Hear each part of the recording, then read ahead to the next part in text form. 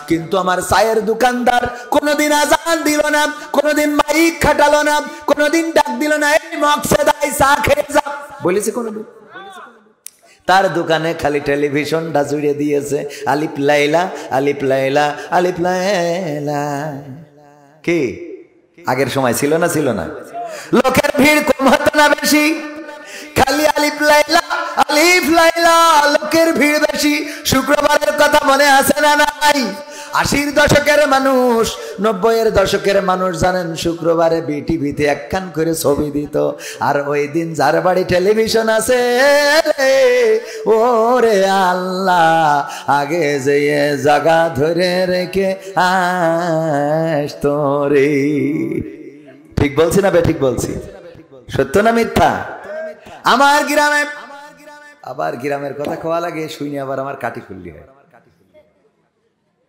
গ্রামের ঘটনা বলবো বলবো কেন? আমরা ক্ষমতায় খোলে খুলবে, অসুবিধা নেই, যা হয় হবে। ও আমার ভাইরা, দুইজন অন্যায় করেছে। অন্যায়, একটা ছেলে আর একটা মেয়ে কি অন্যায় করতে পারে বুঝে নেন? অন্যায় করেছে, করার পরে ধরা পড়ার কারণে তাদের বিচার সালিশ করি, জরিমানা করি 3000 টাকা যতদূর মনে পড়ে জরিমানা। যে এইরাম অন্যায় করিসাও গ্রামে থাকতে হলে জরিমানা দিতে হবে, 3000 টাকা জরিমানাও তারা দেশে।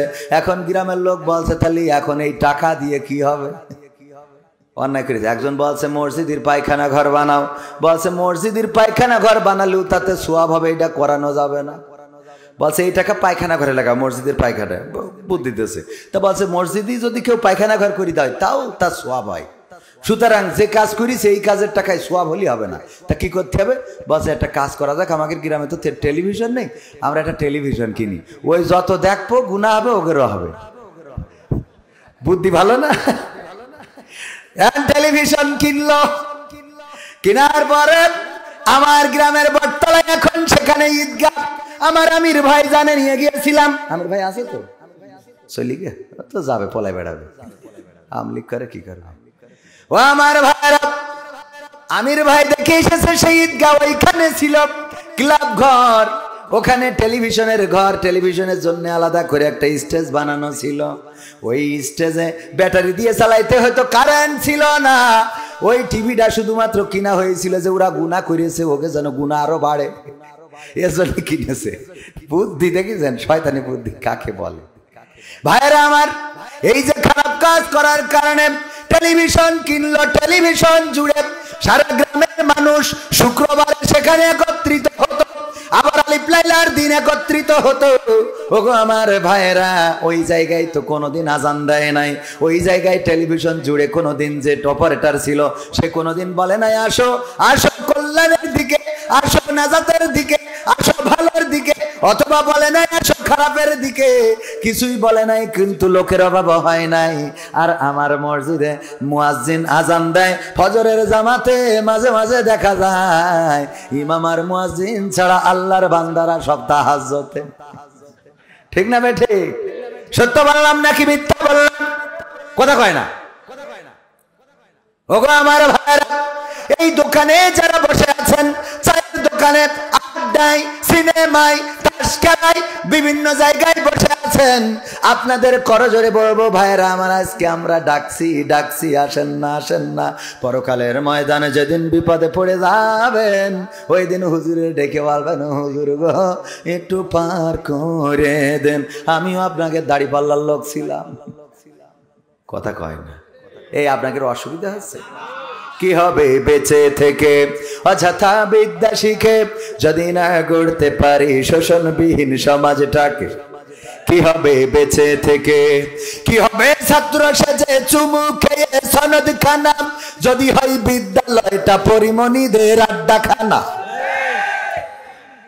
আমার ভাইরা, বিদ্যালয় ভার্সিটি গুলো এখন যারা অন্যায় করে তাদের দখলে, ভালো মানুষের স্থান নাই। এখন তো তাও একটু জায়গা হয়েছে।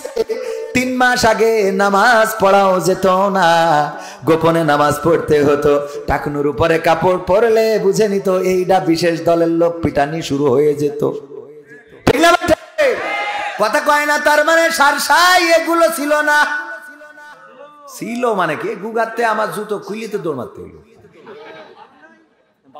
বালুন্ডা কোনে বালুন্ডা বালুন্ডা আমার সে জুতো পাই দিতে দেয় না আমি বলছি ভাই টাকা দে কিনা জুতো বলছে আপনি জুতো নিতে মায়ের আমাদেরও খাওয়াবেন বালুন্ডা ওই যে উনি জানেন হ্যাঁ আরো ছিল আমি তো উঠেতে আমি বললাম যে খেলা হবে আমি তো খারাপ কিছু করিনি ওরা যা শিখাইছে তাই কইয়ে বলছে যে বেরো তাহলে আপনারা যদি বলেন না এখানে ভালো ছিলাম আমি তো মানবো না মানা যাবে আমার দাঁড়ানো যুবকেরা কলিজার টুকরা ভাইয়েরা আমার আমি যেখানেই যাই যুবকদের ভিড় পড়ে যাই আমার এলাকা বলে একটু কম অসুবিধা নাই গ্রামের ফকির ভিক্ষা কম পাইলেও কোনো অসুবিধা নাই কিন্তু এলাকার লোক যেন না বলতে পারে যে বগুড়ায় যেত কুষ্টিয়ায় যেত রাজশাহী যেত চাঁপাইনবাবগঞ্জে যেত রংপুরে যেত আর ওখান থেকে বুগলা বুগলা টাকা নিয়ে বাড়ি এসে মজা মারতো আমাদের কোনোদিন বলিনি এই কথা যেন বলতে না পারে এই জন্যই মাঝে মাঝে দুই একটা প্রক্সি দিই বোঝা গেছ তো মাঝে মাঝে দুই একটা মেরি থিয়ে যায় যাতে আপনারা অভিযোগ করতে না পারেন ভাইরা আমার আমার কলিজার টুকরা যুবকেরা যদি মনে হয় আল্লাহর কোরআন শোনার দরকার আল্লাহর কোরআন জানার দরকার মানার দরকার এখনো যে খালি জায়গাগুলো আছে ওই সামনে কি চটার নেই নাকি চটার নেই শুনে নেই আগাই নবো তাই এনো পিছনে জায়গা ভরিনি একটু মেলা না দেখা গেলে ভাল লাগবে না শর্ট কই হ্যাঁ ও সব তুলি থো বাড়ি শীতকালে গায়ে দিয়ে আনে যত জায়গা ফাঁকা আছে সব বিছাই দেন সব বড় ও শোনা ভাই এসো শোনা আমি আমার কাছের লোক ও মধু সবাই আমার বাড়ির কাছের লোক সবাই আমার ভাই কলিজার টুকরা যে কটা চলি যাবে ও কটার কপালে হেদায়েত নেই ও বইলেও লাভ নেই কারণ আমি তাদের বইলে আল্লাহ রাসুলই পারে নাই আবু জাহেলের গা টিপে দিয়ে আবু তালিবের পা টিপে দিয়ে হেদায়েত করতে পারিনি তো তোকে সুনা মধু করলি হয় তোকে জন্য 2.5 হাত বাখারি লাগবে ঠিক না বে ঠিক আল্লাহ যাদের কবুল করবে তারা ছাড়া বসতে পারবে না যদি উদাহরণ দিতে যাই বলবো উদাহরণ দিয়ে মাঝে মাঝে বলি মুরগি পুষেছে আমার পরিচালক ভাই ভাইয়ের পরে রাগ করিস তো মন খারাপ করে দিস ওরে মনেতে রাগ না ওইলে এমনি একটা ভাব নিলাম পয়লা একটা ভাব মানে উঠে পরে একটা ভাব নিতে হয় এটা একটু এলাকার মাহফিল বোঝেন না মানুষ দাম দিচ্ছে না তো হঠাৎ মনে করেন একটা ভাব নিলি বোঝা যায় হুজুরির একটা ভাব আছে কারণ আমি তো দ্বিতীয় বক্তা বুঝলেন প্রধান বক্তা তো আছে তো এখন উনার নাই মুরগি নেই আমার ভাই তো কনে সাড়া তোলা বলছে মুরগি পুষার জন্য বউ নেই হ্যাঁ এই বললেন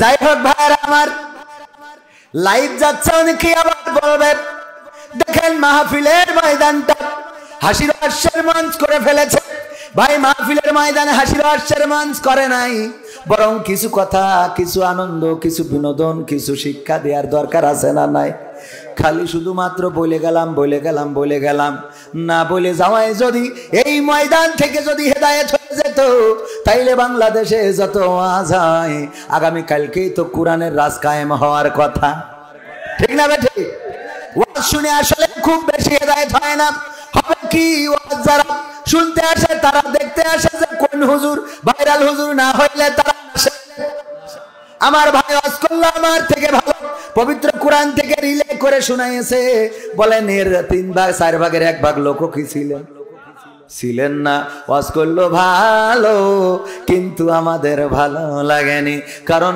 আমাদের দলের হতে হবে আমাদের পছন্দের হতে হবে তার মানে শ্রোতা যারা আসে তাদের পছন্দের না হইলে শুনে এই একই মাঠে যদি আমির হামজা ভাই আসতেন দেখি এই জায়গায় কি জায়গা ধরতো তালি যারা বলে আমরা কোরআনের জন্য যাই আসলে এইটা বানোয়াট কথা মিথ্যা কথা ভুল কথা পাম দিয়া কথা কি কথা মিথ্যা কথা বানোয়াট কথা ভুল কথা পাম মারা কথা এরকম ওপেন কিন্তু কেউ বলবে না আমি ছাড়া কারণ আমি কেন বলবো আমি যেহেতু অনেকেই বলে আমি নাকি হুজুর না এই জন্য আমি বলি বুঝলেন হুজুর যারা তারা বলবে না কারণ গায়ে পড়ে কনে পড়ে আমি তো হুজুর না সুতরাং আমার পড়ারও ভয় নেই কথা কি ঠিক আছে ও আমার ভাইরা তাইলে যারা আসে আমির হামজা এইটাকে কেন্দ্র করে হামজা ভাইকে ভালোবাসে, তাই আসে। কোরআন ভালোবেসে যদি আসতো তাইলে আমার পরিচালক যদি ওয়াজ করে তাও আশা লাগবে, যদি আমার ভাই ওয়াজ করে তাও আশা লাগবে, যদি আমির আলী ওয়াজ করে তাও আশা লাগবে, কারণ কোরআন থেকে যারা বলবে সেটা শোনার দরকার আছে না নাই? এইবারে একই মাঠে যদি মিজানুর রহমান আজহারি আসে, বলেন দেখি লোক আরো কেমন হবে? কেমন হবে মানে কি? এই দেখার জন্য আসতে যাইয়ে চাপা খেয়ে পার্ক তলে পড়ি 3-4 মরেও যাবে, কবে ওরা শহীদ হয়ে গেছে, কবে না কবে না। অথচ মিজানুর রহমান আজহারির জন্য এসেছে, কোরআনের জন্য আসে নাই। আমির হামজার জন্য এসেছে, কোরআনের জন্য আসে নাই। কবির বিন সামাদের জন্য এসেছে, কোরআনের জন্য আসে নাই। মাওলানা আরো যত আছে পছন্দের হুজুরদের জন্য এসেছে, কোরআনের জন্য আসে নাই। সে বলে হুজুর আপনার ভালোবাসি কোরআনের জন্য, এটা মিছে কথা। সামনে আমি সামনেই বলি ভাই, এই মিথ্যে কথা বলার তো কোনো দরকার নেই। কি এর কোরআনের জন্য ভালোবাসি? কোরআনের জন্য যদি ভালোবাসেন, জুম্মার দিন ইমাম সাহেব বয়ান শুরু করে, বয়ান শুরু করার পরে দেখেন চা খেয়ে বেড়ায়, গরু বাইন্দে বেড়ায়, গরুর গোসল করাচ্ছে, মাইকি ওয়াজ চলছে, ও গরু পুকুরি লাগাচ্ছে কেবল। ঠিক না বেঠি? তা হুজুর কি বাজে কথা বলে? বরং হুজুরই তো ভালো কথা বলে। মসজিদের ইমামের ওয়াজ শোনেন না, আপনি বলেন আমি আল্লাহর জন্য। একদম মিছে কথা, খবরদার মিছে কথা বলবেন না। আপনি গুনাহগার হচ্ছেন, কেন গুনাহগার হবেন? গুনাহগার হওয়ার কোনো দরকার আছে না। এরপরে বলি, ধরে নেন যে মুরগি আছে এখানে, কারণ মুরগি আছে না, চাচা মুরগি আছে না, আমার এই চাচা মুরগি পুষেছে 10টা ডিম, তার মধ্যে 5টা ডিম উনার বিয়ে এসেছিল, মেয়ে বিয়ে দিয়েছে, তাই বিয়ে রান্না করে কুরমা করে খাওয়াইছে। আর বাকি আছে কয়টা? 5টাই। 5টা ডিম যখন মুরগি তাওয়া লাগা হয়েছে, স্ত্রী বলতেছে দেখো 5টা ডিম বসাইলে তো বেকায়দা, 5টা ডিম 5টা বাচ্চা, যদি এর মধ্যে 2টা ডিম ড্যামেজ হয়ে যায় তাইলে 3টা নিয়ে ঘুরে বেড়াবে, আমাদের তো লস হয়ে যাবে। আরো 5টা ডিম অন্তত খুঁজে নিয়ে আসো। ওই মুরব্বী আমার চাচা যান গ্রামে ঘুরে ঘুরে 5টা ডিম পেয়েছে, তবে হাঁসের ডিম। কে ডিম? এই যে মুরগির পেটের নিচেই দিয়েছে, বাচ্চা হবে না, হবে না। মুরগির পেটের নিচেই দেওয়ার কারণে 1 মাস পরে বাচ্চা উঠেছে। 5টা মুরগির আর 5টা কিসের? সকালবেলা মুরগি ওয়াজ করতেছে, আমার বাবাজিরা শোনো, তোমরা যেন কুয়াশায় ভিজবা না, বৃষ্টি লাগাবা না, তোমরা দয়া করে পানিতে পড়বা না, পুকুরে নামবা না। তোমাদের যদি অসুস্থ, তোমরা যদি তোমাদের যদি জ্বর হয়, অসুস্থতা বেড়ে যায়, আমি ডাক্তার দেখাবো, টাকা তো নাই রে, এই জন্য আমার কাছে কাছে থাকবা। এই ওয়াজ করে যখন মুরগি নিয়ে ঘুরে বেড়াচ্ছে, যেই কটা মুরগির বাচ্চা ওইগুলো মুরগির কাছে থাকে, কিন্তু যেই 5টা হাঁসের বাচ্চা যেখানে পানি ওই দিকে যায়, যেখানে পানি মুরগিরা এত করে বললাম ওইদিকে যাইও না, ওই পাশে বর্ডার, বিএসএফ দাঁড়ায় আছে, কি বিএসএফ আছে নাই? ওই পাশে বর্ডার, তোমরা মার ছেড়ে যেও না, তাইলে কিন্তু বিএসএফ গুলি করে দেবে। আর যদি মারা যাও তাইলে আমার তো কষ্ট লাগবে। 1টা মাস পরিশ্রম করে তোমাদের বাচ্চা ফুটাইছি, আমার কাছাকাছি থাকো। 5টা মুরগির বাচ্চা কাছাকাছি আছে, কিন্তু যেই 5টা হাঁসের বাচ্চা টিউবওয়েলের কাছে যে পচা কাদা পানি, ওইটা পাওয়ার পরে মনে হচ্ছে যে কালকে ঈদ গোসল করা শুরু করিয়েছে। ওরা গোসল কিলিবিলি করি, পচা কাদা পানি শুধু মাকে, তোমাকে আবার ঘাড়ের পরে তোলে, তুলি আবার ঝাড়া মারে। ঠিক না ভাই? ঠিক। মুরগি বলছে আমার বুঝা শেষ, হাঁসের বাচ্চা আমার বুঝা শেষ, তোরা আমার জাতের না, তোরা বেজাম্মা, তোরা যদি আমার জাতের হইতিস তাহলে আমার পেটের নিচে থাকতিস। এই 5টা আমার জাতের, এই জন্য আমার কাছাকাছি আছে, আর তোরা 5টা তো আমার জাতের না, তাই ঘুরে বেড়াস দূরে দূরে কাদা পানি, পচা কাদা এইভাবে মাখিস, তোদের সাথে আমার সম্পর্ক নেই। ওগো আমার ভাইরা, তেমনি ভাবে যারা জাতের নাম, তাদের যতই বলেন এই সামিয়ানার নিচেই তাকে পাওয়া যাবে, কথা কয় না। এই সামিয়ানার নিচেই যদি পাওয়া যায় তাইলে বসবেন ওইটা জাতের, ওইটা মুসলমান, ওইটা শুধু কাটা না অরিজিনালে। আর যদি এখানে না পাওয়া যায় রে, তাইলে বসবেন ওই পচা কাদা পানি মাখা লোক। তার মানে ওরে যতই বলেন ওই এর মধ্যে ঢুকবে না, ও কোরআন শুনবে না, ও নামাজ পড়বে না, ও মসজিদে আসবে না, খালি দোকানে বসে বলবে। ঠিক না বে? ঠিক। এটা হবে না।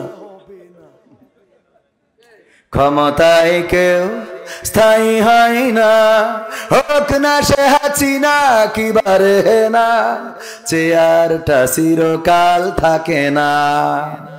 ঠিক না ঠিক? ক্ষমতায় কেউ স্থায়ী হয় না, মুজিবুর বেশি দিন থাকেনি, জিয়াউর কেউ তো রাখেনি, মুজিবুর বেশি দিন থাকেনি, জিয়াউর কেউ তো রাখেনি।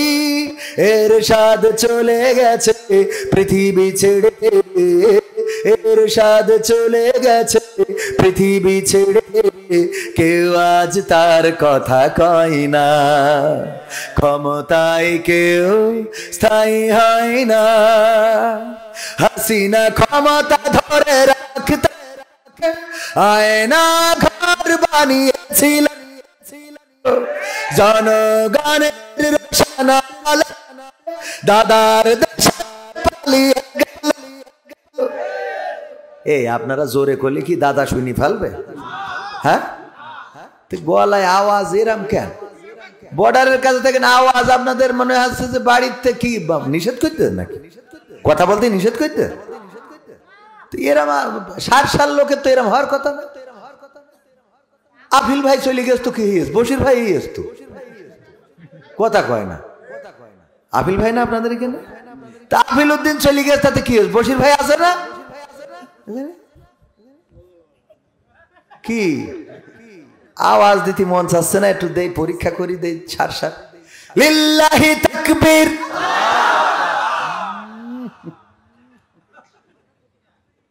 আওয়াজ করবেন ওখানে দাদা কবে যে শর্ট করে ঢুকা হবে না, ওখানে বসে রই পথে। আপনারা বর্ডারের কাছে না, তাহলে আওয়াজটা সেরকম হওয়া লাগবে না? লিল্লাহি তাকবীর। তা পছন্দ হইল না।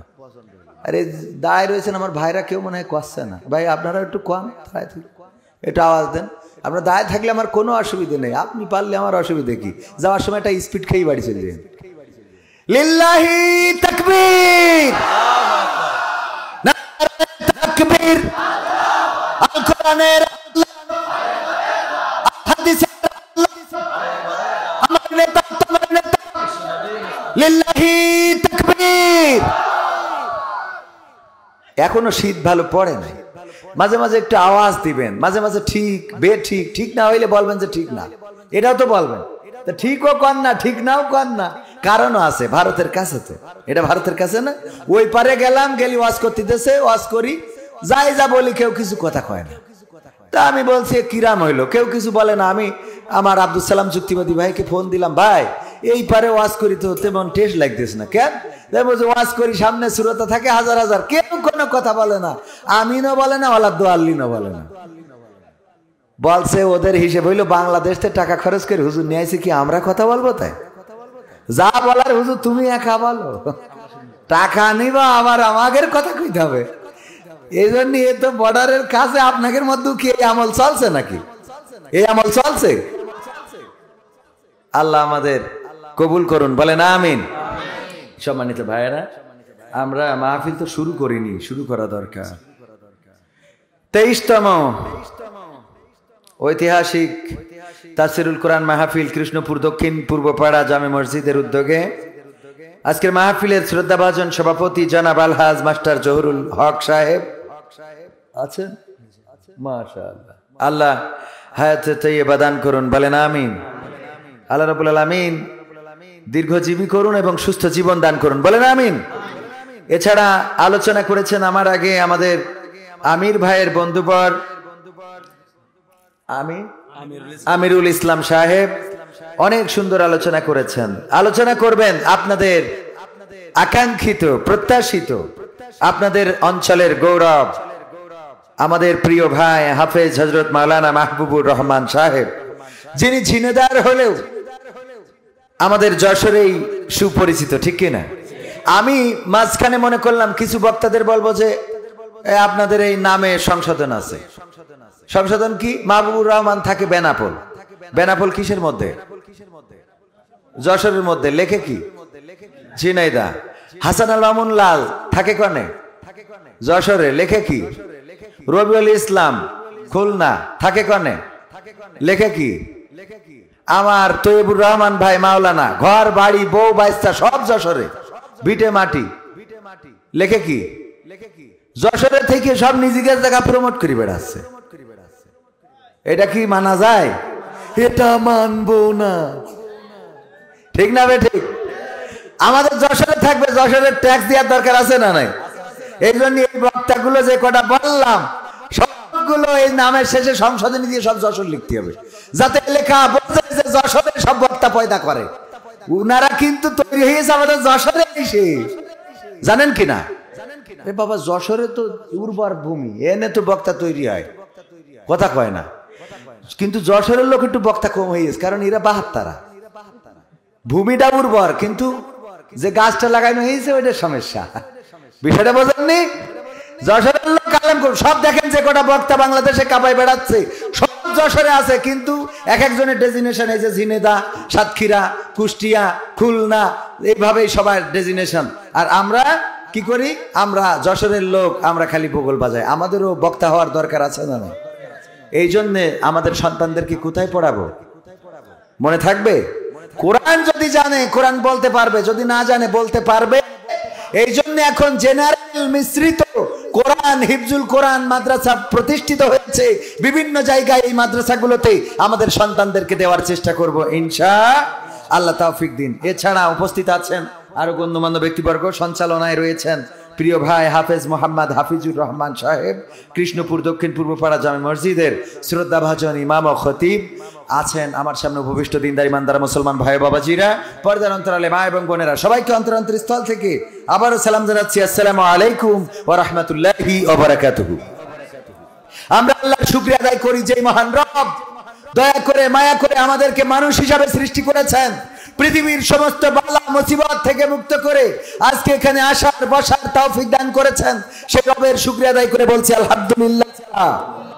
আলহামদুলিল্লাহ। এত আসতে বলে আহারে ভাইয়েরা আমার, দেখেন আমি ওয়াজ করছি, আজকে ওয়াজ করছি না, কাল কি হবে এইটার কোনো নিশ্চয়তা আমার আছে?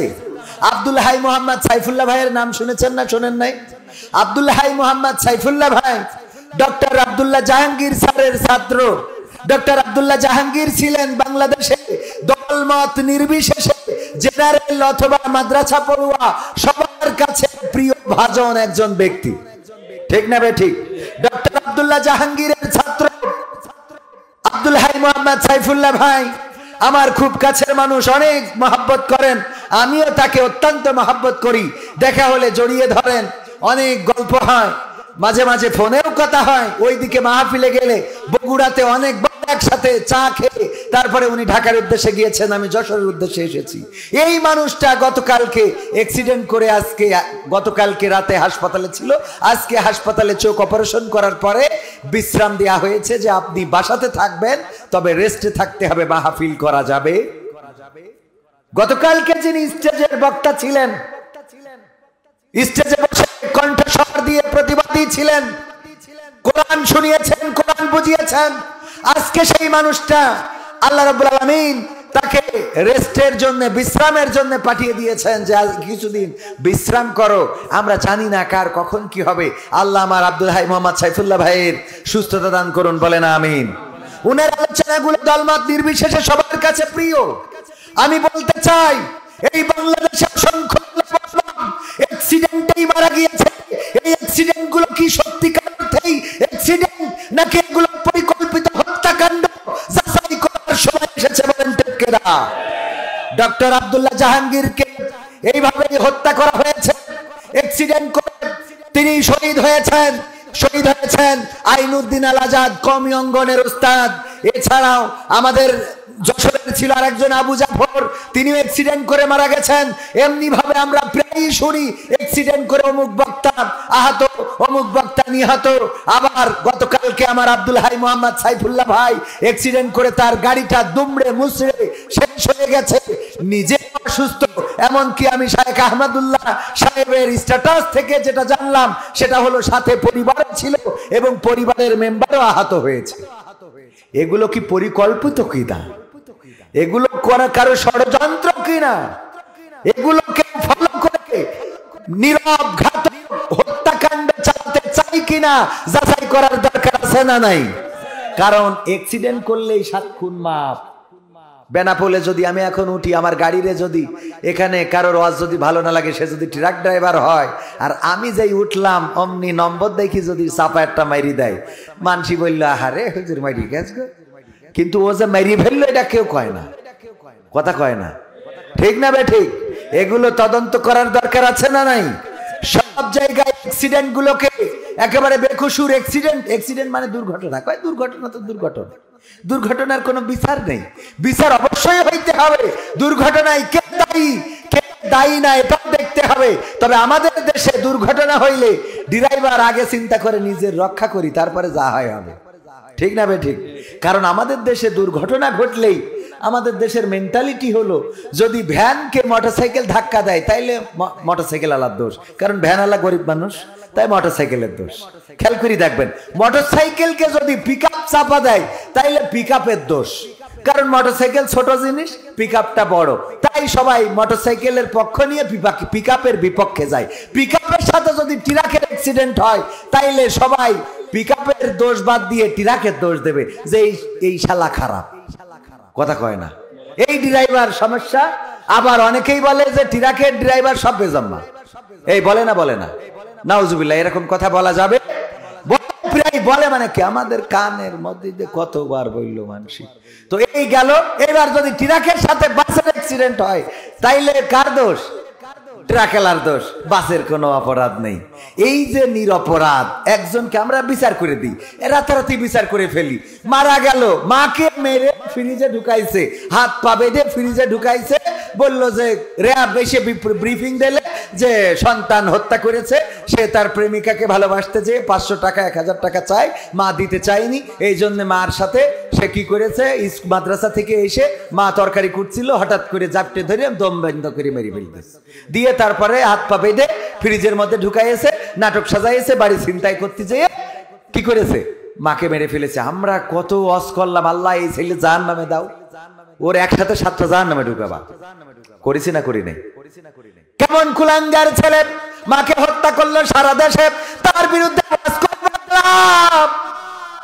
ও পরের দিন আবার দেখি আমার পুলিশ ভাইয়েরা বলছে না না, সন্তান হত্যা করে নাই, হত্যা করেছে ওই বাড়ির ভাড়াটিয়া, ওই বাড়ির ভাড়াটিয়া আর কাজের লোকেরা মিলে পরিকল্পনা করে হত্যা করেছে। র্যাব বলল সন্তান, আবার পুলিশ বলে ভাড়াটিয়া, খানিক পরে না জানি আবার অন্য কোন গ্রুপ, যেমন আছে বিজিবি আছে না নাই, আর্মি আছে, ওরা না জানি আবার বলে এটা করেছে জামাত শিবির, কথা কয় না, বলা যায় না, কারণ অলরেডি চেঞ্জ হয়ে যাচ্ছে। হুটোপাটা করে আপনার বলার দরকার কি, আগে তদন্ত করার দরকার আছে না? আল্লাহ রাসূল বললেন মিথ্যা বলার জন্য এতটুকু যথেষ্ট যে সে যা শোনে তাই প্রচার করে, সে যা শোনে তাই প্রচার করে, মিথ্যা বলার জন্য এতটুকু, মিথ্যাবাদী হওয়ার জন্য এতটুকু যথেষ্ট। বিশ্বনবী সাল্লাল্লাহু আলাইহি সাল্লাম বর্ণিত হাদিস, আবু হুরায়রা রাদিয়াল্লাহু তাআলা আনহু থেকে বর্ণিত, তিনি বলেছেন, বিশ্বনবী বলেছেন মিথ্যা বলার জন্য এতটুকু যথেষ্ট, সে যা শুনলো তাই প্রচার করলো। এইভাবে আমরা প্রচার করে বেড়ালাম, আমরাও মিথ্যাবাদী হয়ে গেলাম, কারণ আমরা টেলিভিশনের খবরটাকে নিয়েছি, র্যাব বলতেছে, এটা তো আমরা ভুল মনে করতে পারি না, পারি বলেন? আমার মনে হলো অবস্থাটা এখন কেমন যেন হয়ে গেল। মসজিদের ইমাম সাহেব উনি তারাবি পড়ায়, মাগরিবের সময় ইফতার করে যে শুয়েছে, হঠাৎ ঘুম এসে গেছে, ঘুম ভেঙে দেখে তারাবির সময় 10 মিনিট পার হয়ে গেছে। তাড়াতাড়ি পাঞ্জাবি ছিল আড়ার উপরে নেড়ে দিয়া, পাঞ্জাবিটা ঘাড়ের উপরে দিয়ে নিয়ে মসজিদে ঢুকেছে। মসজিদে ঢুকে দেখে মুসাল্লিরা সব গরম হয়ে গেছে, তখন বিদ্যুতের ব্যবস্থা ছিল না। সামনে যাওয়ার পরে সভাপতি বলছে, ইমাম সাহেব আপনার দেরি হলো কেন? আলিফ লাইলা তো শেষ হয়ে যাবে, আজকে তারাবি পড়বো কখন? তারাবি পড়বো নাকি আলিফ লাইলা দেখবো? আপনি বলেন দেরি করলেন কেন? কোনো অসুবিধা নেই, আমি একটু টানাই দিবানে, আমি একটু জোরে পড়বানে। এই বলে ইমাম সাহেব পাঞ্জাবি গায়ে দিচ্ছে, কিন্তু হাতা খুঁজে পাচ্ছে না। হুজুর কি হলো, এত দেরি হয় কেন?